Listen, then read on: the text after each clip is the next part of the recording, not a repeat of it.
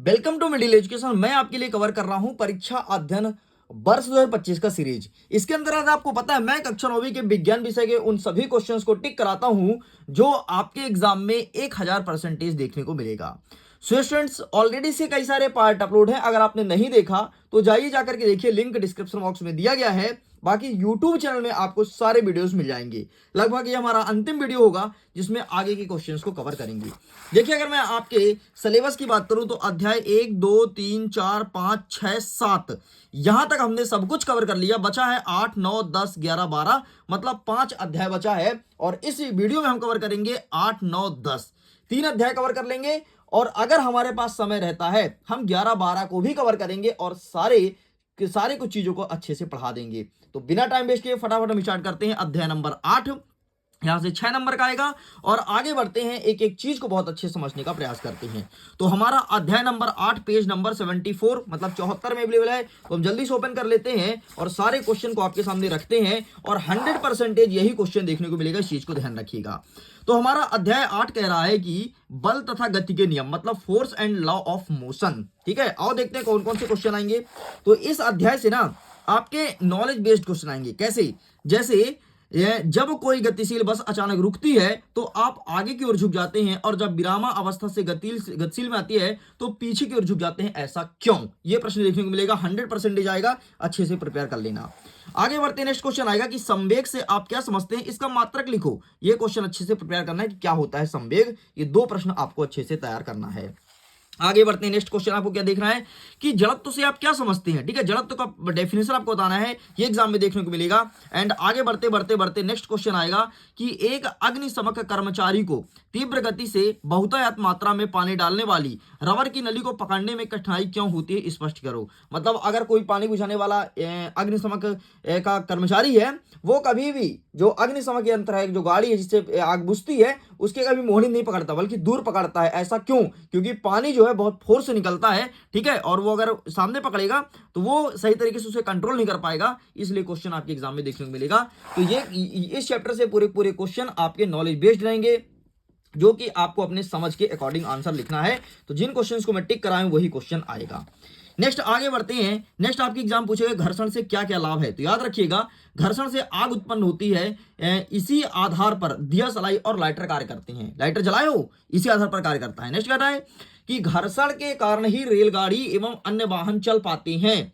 Next कह रहा है कि वाहनों को ब्रेक लगा करके घर्षण के द्वारा ही रोका जाता है। एंड नेक्स्ट हमारा पूछेगा घर्षण बढ़ाने के उपाय कौन कौन से हैं। तो यहाँ पर लिखा है घरों की ढाल पर लाइनें डाल करके घर्षण बढ़ाया जा सकता है, वाहनों या टायरों के खांचे बना करके, जूता के तले खुरदुरे या खांचेदार बना करके। तो ये सब चीजें आपको लिखनी है।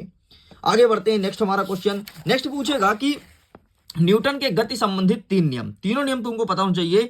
प्रथम नियम कहता है कि यदि कोई वस्तु स्थिर है तो स्थिर रहेगी, और गतिशील है तो गतिशील रहेगी जब तक उस पर कोई बाह्य बल लगा करके उसे रोका ना जाए। ये कहता है पहला नियम।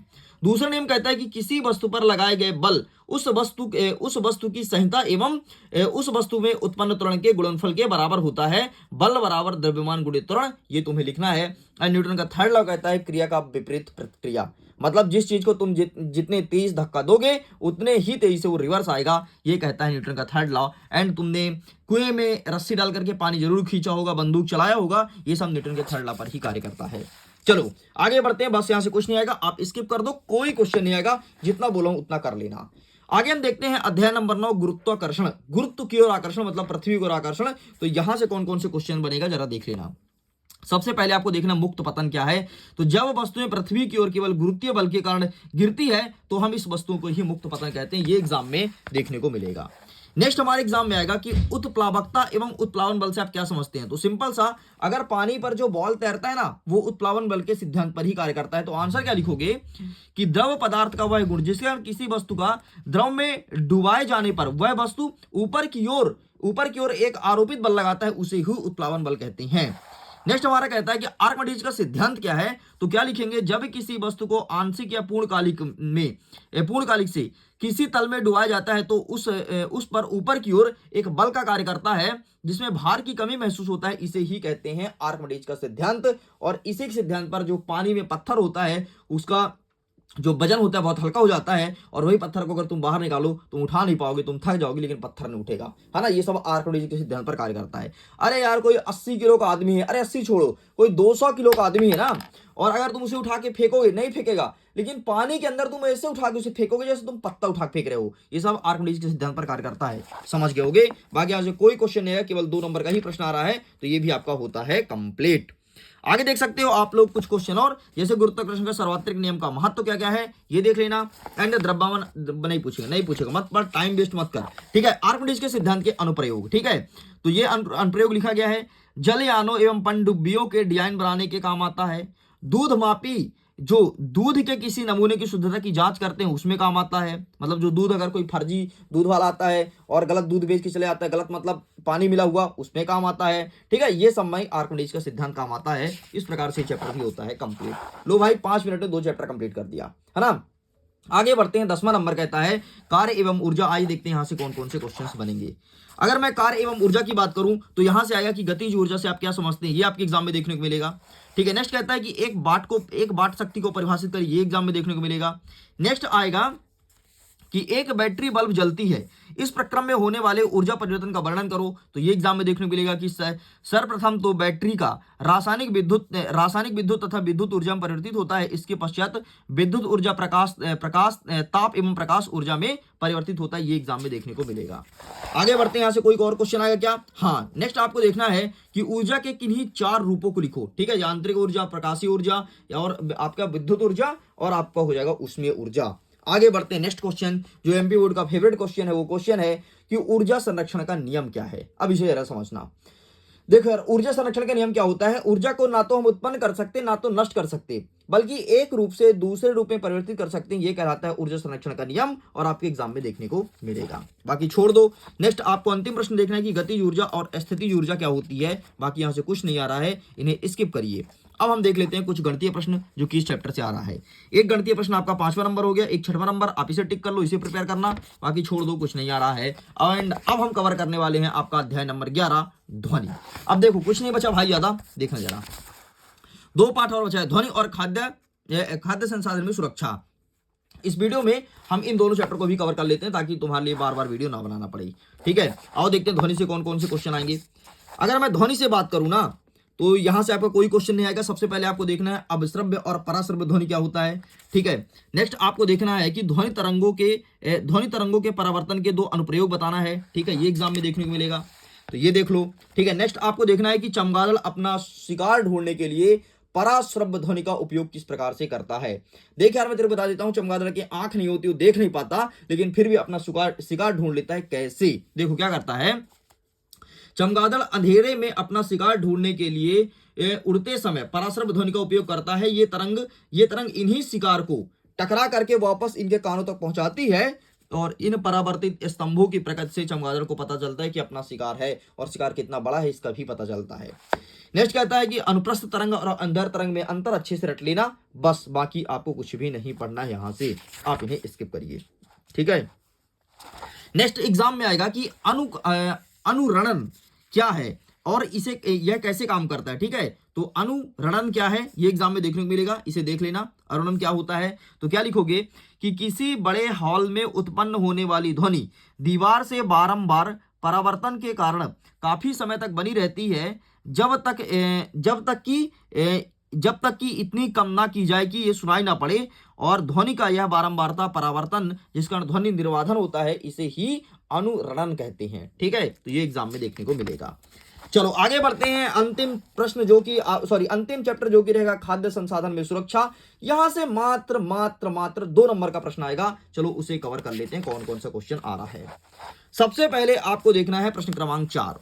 चौथा नंबर कहता है कि बृहद पोषण क्या है और इन्हें बृहद पोषक क्यों कहा जाता है, ठीक है। तो क्या लिखोगे, ऐसे पोषक तत्व जो पृथ्वी के वृद्धि के लिए बड़ी मात्रा में आवश्यक होते हैं उसे बृहद पोषक तत्व कहते हैं, और इसकी संख्या 6 होती है। Nitrogen, phosphorus, potassium, calcium, magnesium, sulphur, और आपको बता देता हूं आपके खाद के बोरी में यही सब चीजें होती हैं, ठीक है। इतना लिखना है। नेक्स्ट आपको यहां से छोड़ दो, कोई प्रश्न नहीं आ रहा है। नेक्स्ट आपको देखना है प्रश्न क्रमांक आपका 12 नंबर कि खरपतवार किसे कहते हैं, इसका एग्जाम्पल दो। तो कृषि योग्य भूमि में उगने वाले अनावश्यक पौधे जो कृषि को नुकसान पहुंचाते हैं उसे खरपतवार कहते हैं। इतना आपको लिखना है, ठीक है। नेक्स्ट बाकी यहां से देखना है 10वां नंबर देखो, ब्रायलर तथा अंडा देने वाली लेयर में क्या अंतर है, तो इसके प्रबंधन के आधार पर स्पष्ट करो, ठीक है। ये प्रश्न देखने को मिलेगा, बाकी यहां से कुछ नहीं आएगा, आप इन्हें छोड़ दो।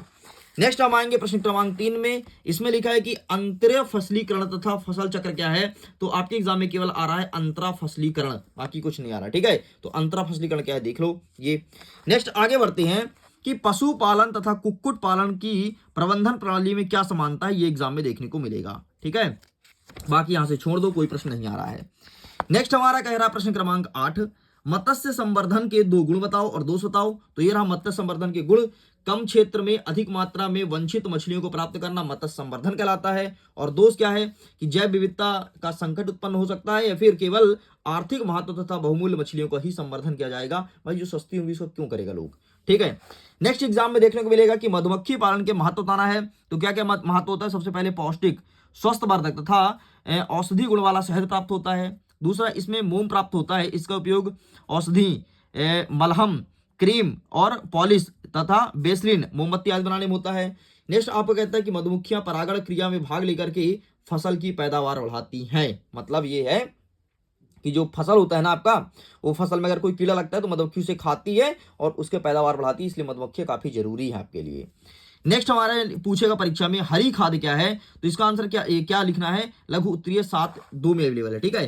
तो लघु उत्तरीय 7(2) में अवेलेबल है, ये रहा हरी खाद, ठीक है। हरी खाद क्या है, फसल उगने से पूर्व, क्या लिखा है, फसल उगने से पूर्व खेतों में कुछ पौधे जैसे बरसीम या फिर ढेंचा, पटसन, गवार आदि उगा देते हैं, और फिर उन पर हल व पाटा चला करके खेत की मिट्टी में मिला दिया जाता है, और ये पौधे हरे खाद में बदल जाते हैं, जो मिट्टी के नाइट्रोजन तथा फास्फोरस में वृद्धि करने में सहायक है। इसे कहते हैं हरी खाद। मतलब कुछ नहीं, तो चारा वारा निकल जाता है ना खेत में, उसे दबा दो, मिट्टी पलटा दो और उससे तुम्हारा पोषक तत्व बढ़ेगा, उसे कहते हैं हरी खाद। नेक्स्ट एग्जाम में देखने को मिलेगा कि खाद और उर्वरक में अंतर 100% आएगा, 200% आएगा, लिख के ले लो, खाद और उर्वरक में अंतर, ये तुम्हें पढ़ना है। लो भाई, सब कुछ कंप्लीट हो गया, पूरा कंप्लीट कर दिया हूं। आपके परीक्षा अध्ययन का सीरीज कंप्लीट होता है इसी वीडियो में। वीडियो पसंद आए तो लाइक करिए, अपने मित्रों के साथ शेयर कीजिए, और अगर आपने अभी तक बहुत बड़ी लापरवाही किया है, सभी पार्टों का वीडियो नहीं देखा है, 4 पार्टों में अपलोड है, 3 पार्ट है, ये चौथा पार्ट, सारे पार्ट को देखना। डेफिनेटली तुम्हें कहीं ना तो कोई पेपर देखना है, ना तो कुछ तुम अपने एग्जाम में टॉप करोगे। मैं वीडियो एंड करता हूं। Thanks for watching, bye bye.